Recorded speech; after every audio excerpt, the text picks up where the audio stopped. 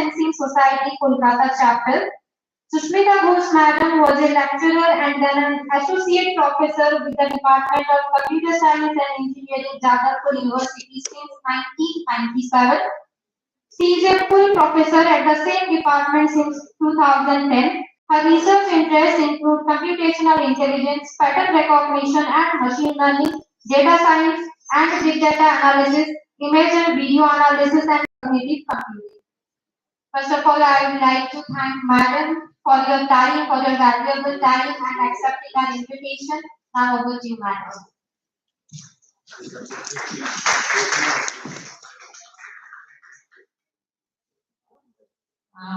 A very good afternoon, everybody.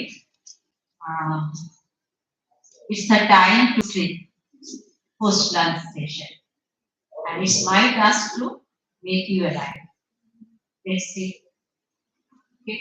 So, first of all, I would like to thank our long-term collaborators, Professor Tehuri, for this invitation. And I'm not a newcomer. I keep on coming here, delivering lectures in different occasions. So last time I could vividly correct that. I mean, last year also I've been at a given lectures. And before that, just before Corona also, we were having a session over here. And just after that, Corona started and everything was stopped, obviously. So now it's good to see that we all can assemble together and then share our ideas, exchange our ideas with our beloved students. And this is how we could progress. Thank you. So as I have a plan to basically give you a brief journey starting from what is intelligence, artificial intelligence, machine learning, one of the major components of machine learning, artificial neural networks, and then we will move on to the limitations of so-called multi-layer perceptron, and then why we are moving forward to work with deep learning. So it's a long journey, as you can understand. I do not know how much I can complete within this specified time frame. Okay, so let us start. So we see that deep learning boosts artificial intelligence nowadays. So starting from the 1950s to 1970s, it was the era of AI, artificial intelligence. What is the major task of AI? Just for simplicity, we can say to make machine intelligent. That's all. To make machine intelligent so that it can behave like a human being. Then, gradually, we had with us machine learning. It is nothing but the ability to learn without explicitly programmed, without being explicitly programmed. Again, it is nothing but the boundary of AI is steadily expanding. So initially it was AI, artificial intelligence. Later on, we have with us different machine learning methodologies. And then gradually, many of us are working in the domain of deep learning. So deep learning, basically learning based on deep neural network. For this, just look at this picture. Could you see the change? May not be visible from that far. Let me again show you.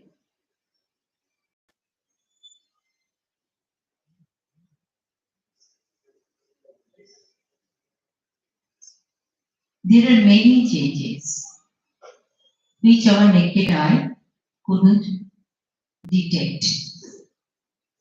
But deep neural network could detect this. Let us see how does it do. So basically, as I pointed out, we will go through intelligence, AI, MLDM, and then the very basic of single layer and multi-layer perceptrons, what were the drawbacks behind that, and then gradually move to deep neural network and some of the applications.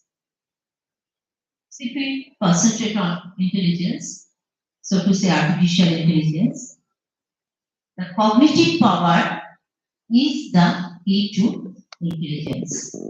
If I see your face maybe for 2-3 times, then maybe in the fourth occasion, even if I see your side face, I will be able to recognize this.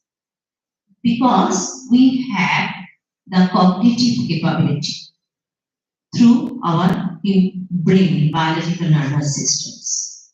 So, the cognitive power, we say that it is the key to intelligence. Along with the cognitive power, we should have some sort of experience, domain knowledge, and we should also exercise our domain knowledge, cognitive power, so that we can have success, we can get successful, achievement in day-to-day life.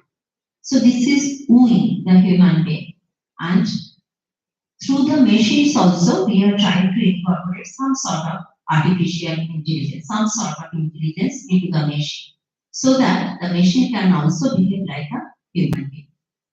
But intelligence, as we all know, there is no straightforward definition of intelligence. But we can say that it can be captured by defining knowledge and by the mechanism of reasoning analytically. So, as I pointed out, we should have some sort of knowledge with us, and we should also have the ability to reason, to judge. Today is sunny and it's summertime, we should carry an umbrella. Okay, but if it is a winter time, even if it is sunny, it is pleasant for us also to walk in the sun. May not be necessary to carry an umbrella. So these are some sort of reasoning that we do every day in our everyday life, and we are trying to incorporate this sort of reasoning to the machine, so that the machine can also behave like human being, and we can label it as artificially intelligent. So where is the subject concerned with designing intelligent entity? So has to behave like human beings. Now we see there are advancements, many advancements in artificial intelligence. The today's talk is through the lens of deep neural network, the title of the talk. Okay, but there are others as well. With the advent of natural language processing, computer vision, robotics, the AI field is steadily expanding. Now, if we just start with the very basic three, we are talking about machine learning. Then, what is learning? So, learning is a process by which a system improves its performance from experience. So it is a process through which anyone of us should improve our performance over a passage of time. And then we are also aiming that the machine should also behave accordingly. So a program learns from experience E with respect to task T and performance measure P. And we say that the program will learn if its performance at task T as measured by P improves through experience E. What does this mean? Suppose I'm just observing the progress of a class 6 student.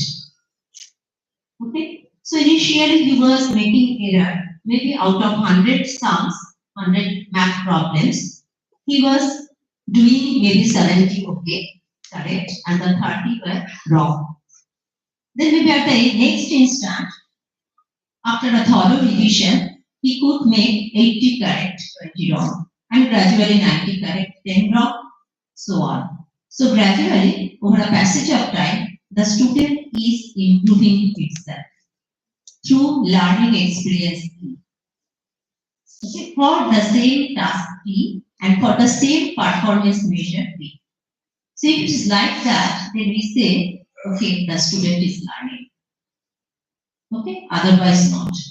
I may collect n number of information by attending this lecture. But if my knowledge does not increase after this lecture, possibly I'm not learning at all. Okay? So then, what is machine learning? So it's the field of study that gives computers the ability to learn without being explicitly programmed. What do we do? Let us see later on. So, machine learning is used in cases where we have plenty of data. That is one of the restrictions, rather, one of the constraints to work with machine learning. Sometimes we have a very small amount of data, and with that amount of data, we try to develop one machine learning algorithm, and we see that the accuracy is 98% for the training data. But then, when we are exercising with the unlabeled data, rather test data, possibly the accuracy comes down to 80%. Why is it so? Because the training data was very small in nature, the size of the training data. So if it is like that, then possibly, and why do we move to deep learning? This is the journey as I mentioned. So neural network is nothing but a massively parallel interconnected network of simple processing elements. Each processing element is termed as neurons or node or processor, which is nothing but trying to mimic the biological neuron. Okay? So these neural network models that we work with, the researchers work with, are extreme simplification of human nervous system. Because in our brain we have more or less 10 of the order of 10 to the power 12 neurons, and many of the neurons, most of the neurons are connected. Number of connections could be 10 to the power 50 of the order of. But you can imagine that being a programmer, it's not possible for me to have this large structure of the network. So whatever we do using artificial neural network or deep neural network, these are nothing but the extreme simplification of the human nervous systems.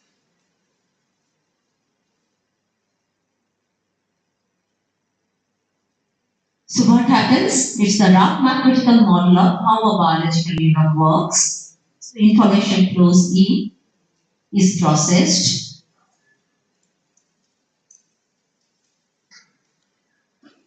and then results flows out. So what happened? Over here, these are nothing but, this is an artificial neuron and biological neuron. This neuron accumulates inputs from all other neighboring neurons. And then sums it up, passes via an activation function, and then it again passes to its neighboring neurons. So this is a simple biological neuron, and we are trying to emulate this biological neuron through machines.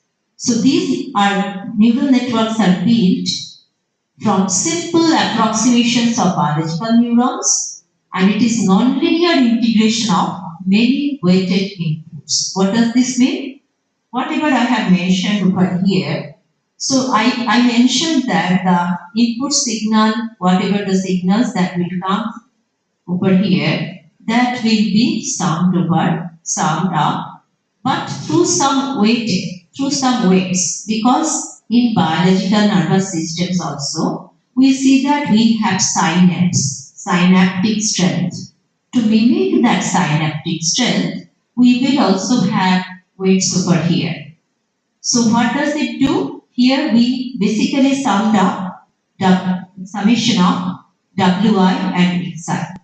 Summation of Wi xi, and this will be passed via some activation function f dash. So f dash of Wi xi, summation of Wi xi will provide me some output, and this output will flow to its neighboring neurons. Now there are many neurons which are connected together and they operate parallelly and they have coordination, and this cooperation, through this coordination and cooperation, basically the artificial neural network has also the ability to do some complex tasks. So this is to input perceptron that I pointed out. Suppose X is the input that is coming from some neighboring neurons, signal X. Y is from some other neurons, they are passed. This one will be misclassified. So with the help of a single line, it is not possible for me to find out, to accurately classify all the patterns. So I need more layers, cascading layers. Okay? So instead of having layer 1, we have more layers. So generating convex decision region by adding more layers. So if I would try to find out a non-convex decision region is something like that. A is the triangle and B is this triangle, but I would like to find out A and not B. So that means this one. So I would like to find out any decision region of any shape. I need to add one more layer. And anything between input layer and output layer is termed as hidden layer. The layers which lie in between input and output, in case of feed-forward multi-layer perceptron, we term it as hidden layer. Okay. So the hidden layer provides a pool of units from which features can potentially develop. So it is through the hidden layer we can extract the complex relationship present within the data. So each layer can use any desired activation function to produce an output, and each hidden layer's job is to transform the input into something that the next layer can use. So it's a layered architecture, layered by layered fashion, in a feed-forward movement direction through forward propagation, and then once the output is obtained at the output level, we know the target value for the training data, so we can find out how much error is present. So we will use that error in a backward direction termed as error backpropagation algorithm, and then gradually try to change the weight values of the nets. This is one iteration. Forward pass, backward pass.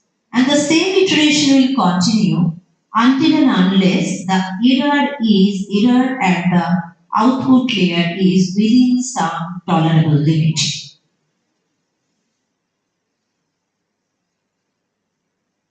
So what does hidden layers do?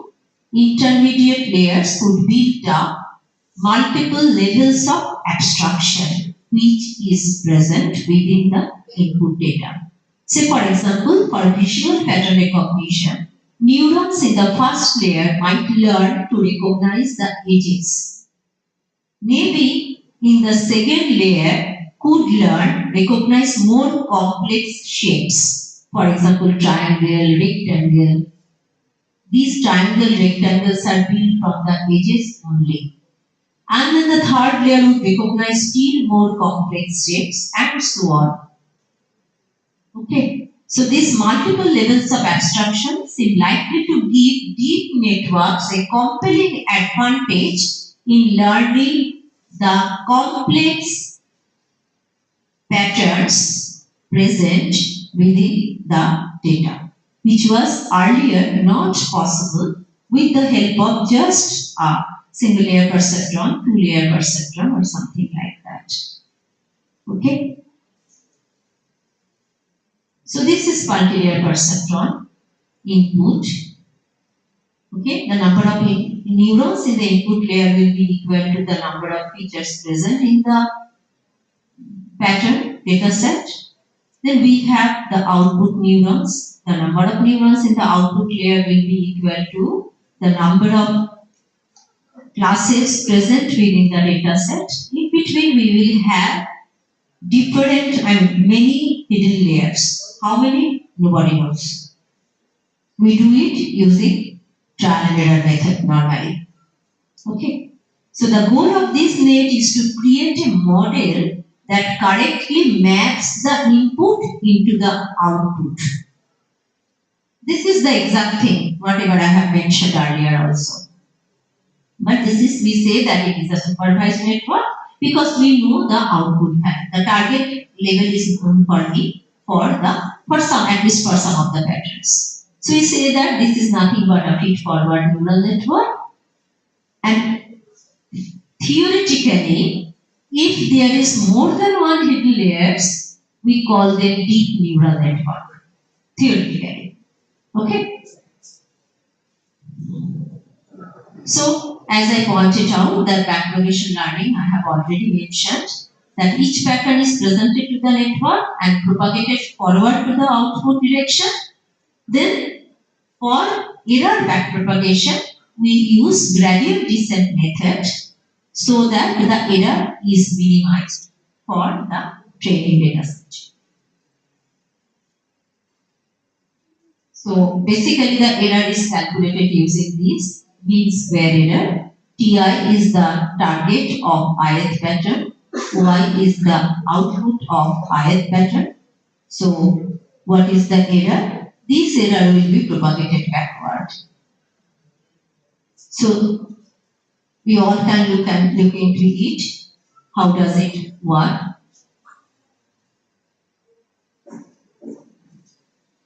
So, suppose there are three features. So, we should have 3 neurons in the input layer. Maybe there is only one hidden layer.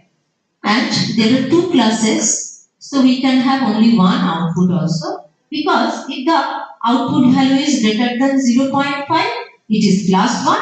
If the output value is 0 to 0.5, it is class 0. The pattern is from class 0. So this is how also we can proceed. We can also use 2 patterns, 2 neurons in this output layer, or we can just for the binary classes of patterns, we can have only single neuron also. Now what does this mean? Learning this data means basically trying to find out the suitable values of these weights and thresholds. That's all. This is what learning is. So initially all W, as I pointed out, W1, W2, theta. So all these W's and over here thetas, this will be initially set to random value within a range, and then later on it will be changed through error backpropagation. So here probably that this was the target output 0, and through some given random weight values, the output was produced at 0.8. So the error is 0.8. So I need to modify, adjust these weight values.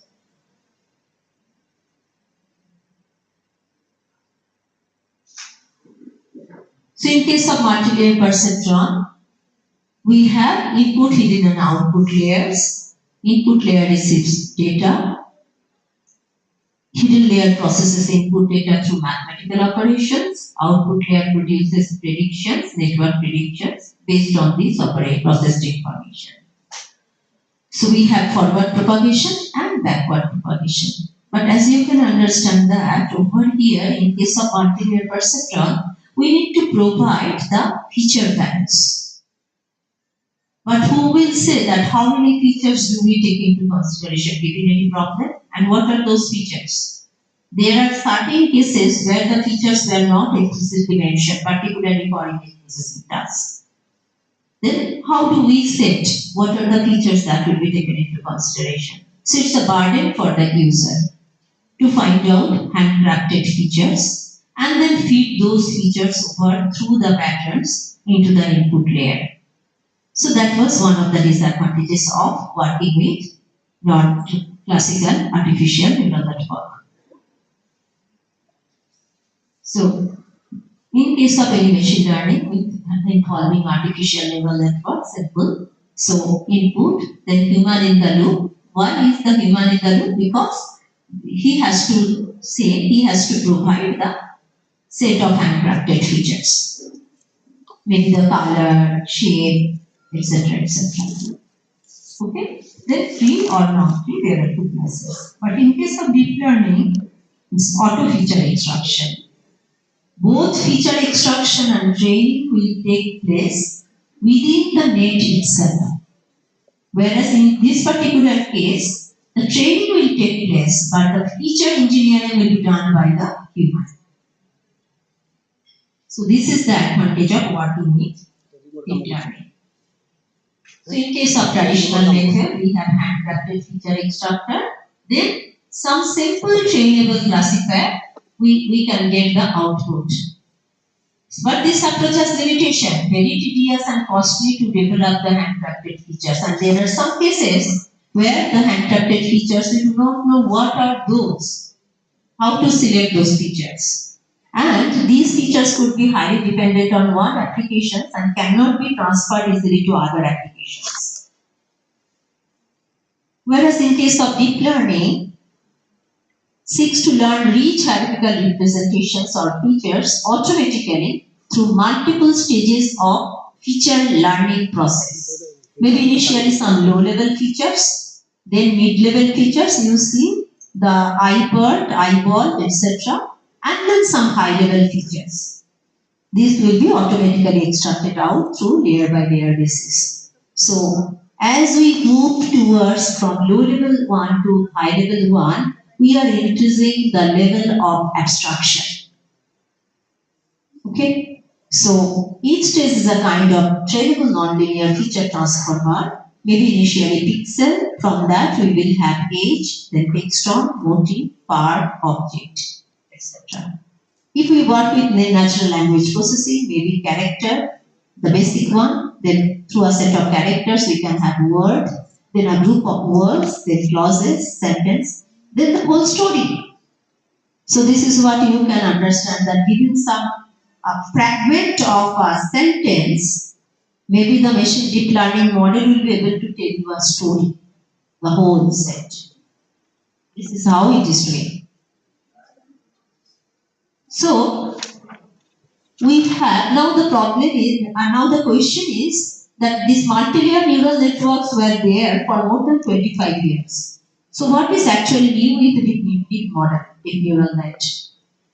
So what happened is that these algorithms are not good at learning the weights for networks with more hidden layers. We were saying that if we increase hidden layer, more and more abstraction will come into the picture.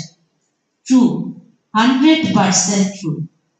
But we are also, inviting, along with that more and more abstraction, we are also inviting one more danger with us. That is what is termed as vanishing gradient problem. If we add more and more number of layers, the layer which are more towards output layer, those weights for those layers will change over a passage of iteration. But weights toward the input layer will not change because the gradient will keep on decreasing, starting from the back end, fag end, towards the input layer. the gradient will keep on decreasing, and maybe towards the lower level, the gradient will become 0. And weight change is proportional to gradient. Change of weights is equal to del by del W del X. So it's basically gradient, proportional to the gradient. So if the gradient becomes 0, then what happens? No learning, weight will not change. If weights do not change, no learning, the network will not learn. See, the contradiction. We are keep on increasing the number of layers with the assumption that we will extract more and more intricate features from the data. True, we could.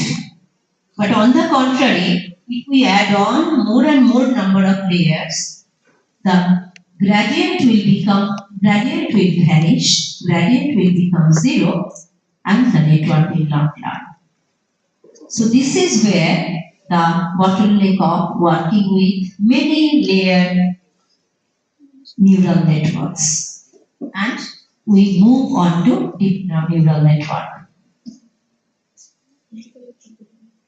So algorithms for training many layered neural networks, where we use maybe a new type of activation function, not the sigmoidal one, ReLU, rectified linear unit.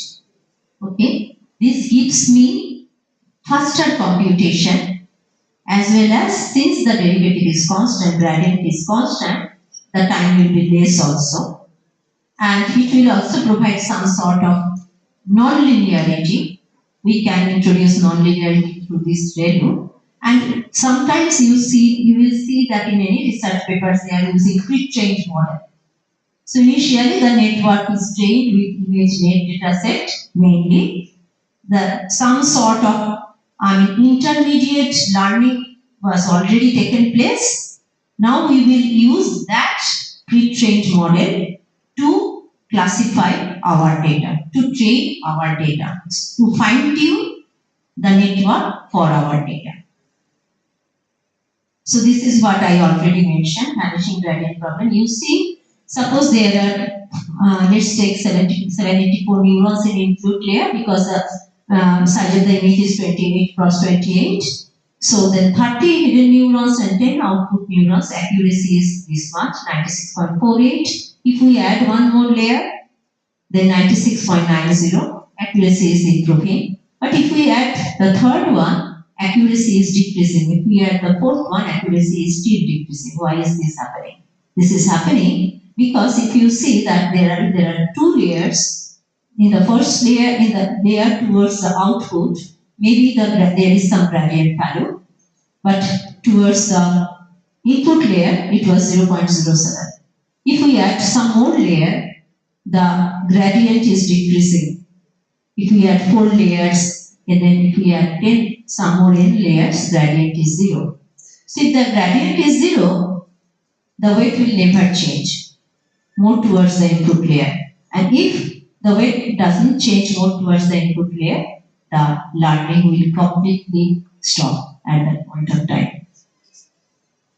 So I already pointed out that this is the rectified linear unit, a smarter option. We can have other type of activation function as well, sigmoid activation function that we used to use earlier in case of multi-layer perceptron. We can also have tan hyperbolic, soft flux, etc. So as I pointed out, we will gradually move on to what is the beauty of artificial neural network and deep neural network. So this is input, hidden layers, output.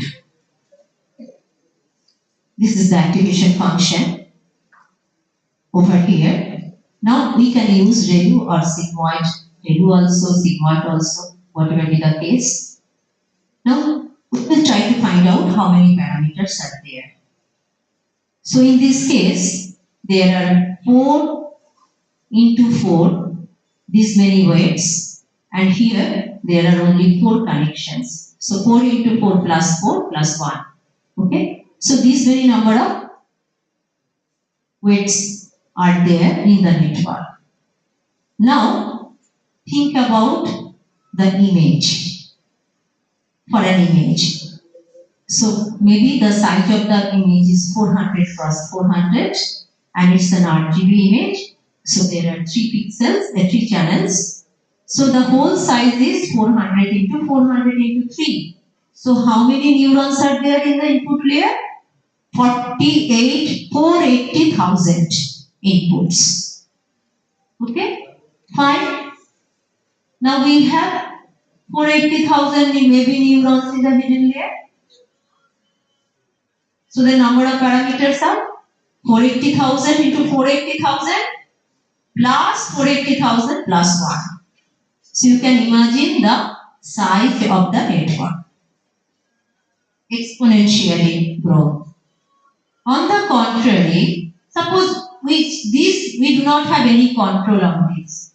But if we could have only 1,000 over here instead of having 480,000, we could have managed the whole network instead of having 230 billion. We could have managed the whole network with 480 billion parameters.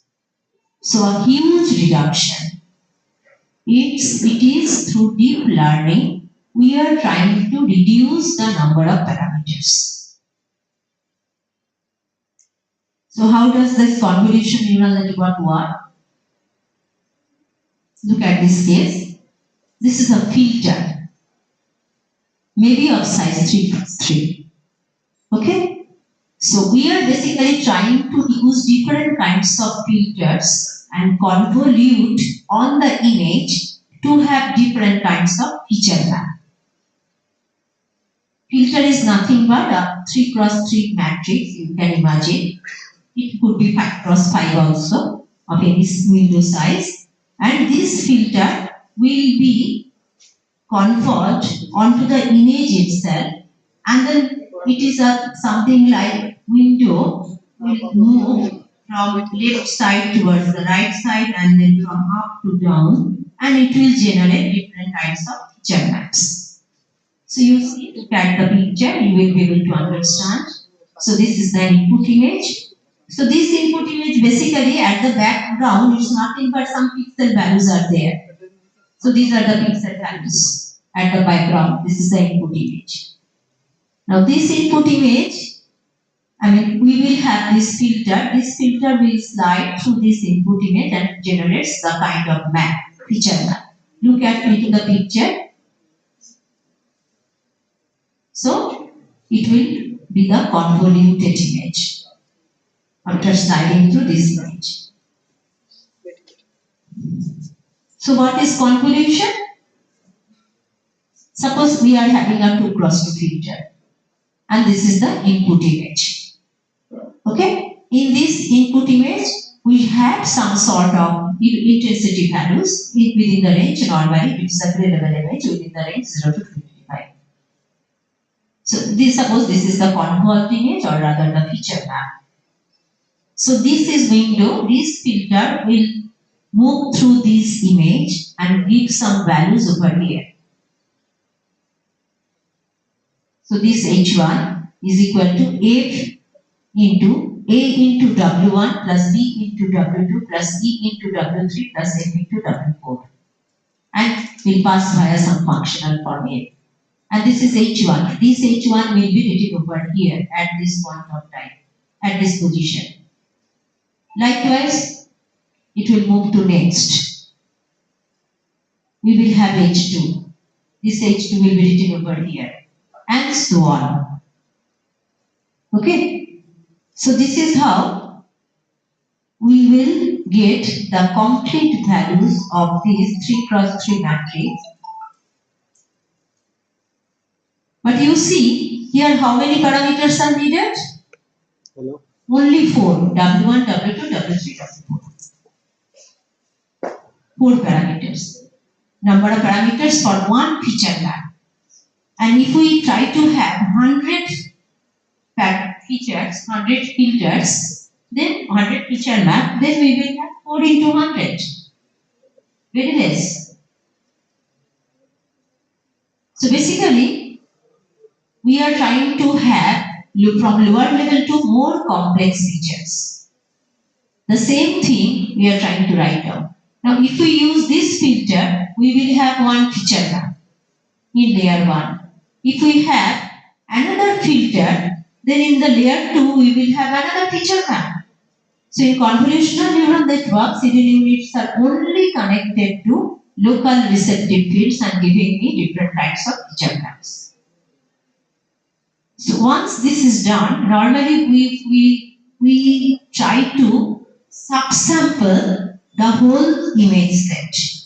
And the operation is called pooling or downsampling. So there are maybe two types of pooling, max pooling. So within a window, what is the maximum value? That will be only considered. Or average pooling, within the window, what is the average value? So suppose this is the input matrix, max pool with 2 cross 2 filter with stride equal to 2. Stride means how much shifting will be there at one go. So then in this, if it is a max pooling, so within this window, yellow colored window, 2 cross 2 window, 4 is the maximum value. So 4 is written over here. For this blue, 5 is the maximum value. For the green colored one, 3 is the maximum, and for this violet one, this is the 4. So from this input matrix, we are basically compressing the input matrix to have reduced size. So this is the whole feature extraction architecture. We will keep on using filters and max pools, and finally we will have output feature vector, which is nothing but the flattened version of the whole thing. And this output vector, we will use a fully connected layer over here. And this is basically the MLP head, multi-layer perceptron head. So that we have, maybe in this particular case, we have 1, 2, 3, 4, 5 different classes of patterns. So this is special kind of multi-layer neural network where we say that it is doing some sort of hierarchical learning from top-down approach, which extracts automatically the features and excels in feature learning. So it's deep learning is nothing but auto feature extraction. Okay, so you see, this is the image maybe. Through convolution and using different filters, we are getting different types of maps. Then if we use ReLU activation function, this is the output. Then again if I do convolution, so these sort of things you gradually see that starting from the very basic one, gradually we are having more complex ones. And finally in the after fully connected layer, if we have some softmax activation function, we may have this number of classes, I mean the class scores, score for each classes. So if we are given, if a set of cats and dogs images are given to the machine, initially the machine will learn those cats and dogs, and then test case it will be able to say dog. Now what are the basic components that one should concentrate on is for convolutional neural network is input, which is initially fixed size, but we can use padding to make all images identical. Then output could be binary, multinomial, continuous or count. Then architecture, how many convolution layers, in between how many coding layers, do we add ReLU or other activation functions? So this is the architecture that we should seek. And then optimization is nothing but using the similar backpropagation error backpropagation algorithms. Okay. So types of layers could be convolution layer, non-linearity through ReLU, pooling or subsampling, then fully connected for classification.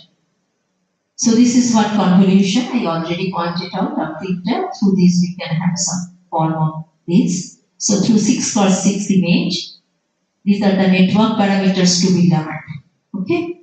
So each filter detects a small pattern. Maybe in this case, from this image, we are trying to find out whether a diagonal edge is present or not. or through this filter we are trying to find out whether a vertical edge is present or not in this image. So these are nothing but filters. Each and every filter will convolute through this image and produce the feature map. So this dot product is I am getting 3. If we convolve these with this, it's nothing but just summation of WIXi. Okay? So then it will move to give me 1 and so on. Okay? So this process continues.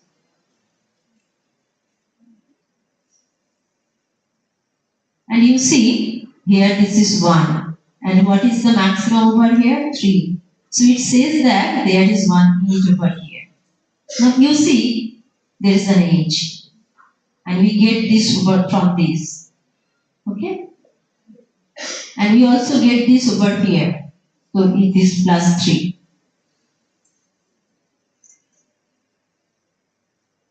You can understand that where the edge is, diagonal edge is. So if we use another filter for vertical, finding out the vertical feature, vertical edge, see this is the case. You see what is the, repeat this for each filter. This is the feature map.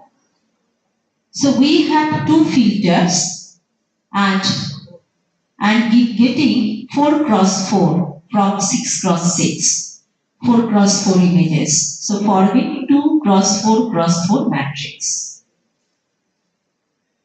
So suppose I have 2 filters of red and green outline which will slide over the input image to produce 2 feature maps. If we have RGB color image, 3 RGB channels, we will have this one for this filter 1 and the filter 2.